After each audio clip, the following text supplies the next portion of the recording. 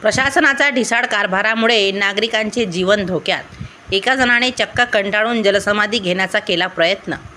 डोणगाव येथील मेहकर व आरेगाव रोडस्थित असलेल्या तळ्याची पावसामुळे पाणी पातळी अचानक वाढल्याने येथे राहणाऱ्या नागरिकांच्या जीवनावर त्यांचा प्रभाव झाल्याने एक प्रकारे त्यांच्या गावाशी संबंध तुटल्यासारखाच आहे।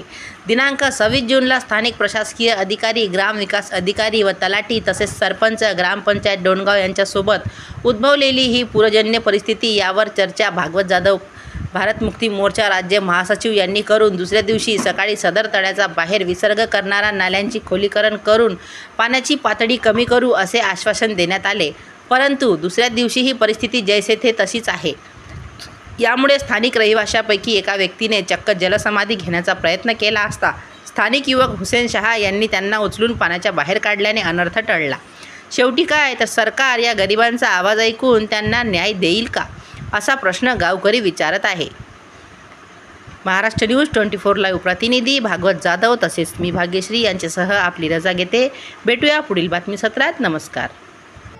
बरं आपण माणसामध्ये तरी येऊ शकतो हे पहा, सगळे ते वयस्कर म्हातारे लोक आहेत जायला जागा नाही। सगळे सर्वे कोणता केला ते कळलं नाही। कोणते आमदार साहेब इथे आले, आमच्याकडे आलेच नाही कोणी, पण इथं येऊन पाहायचं का आम्ही कौरव जीवाचा का मारायचा का वरून पाणी आला ते फोडायचं काय त्यांचं नियोजन काहीच नाही।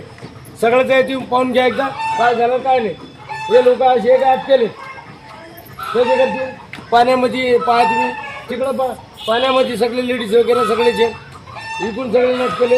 हे घरात तर जायला जागा नाही, हे आलं बाबा, हे घरात जागा नाही जायला नाही, कुठून येते काही कुठून जाणार आहे, जायला जागा कुठची वाटायचं दाखवा आम्हाला। दुसरी गोष्ट आहे काय का सरपा गिरपा सगळे आमच्या घरात येऊ शकतात।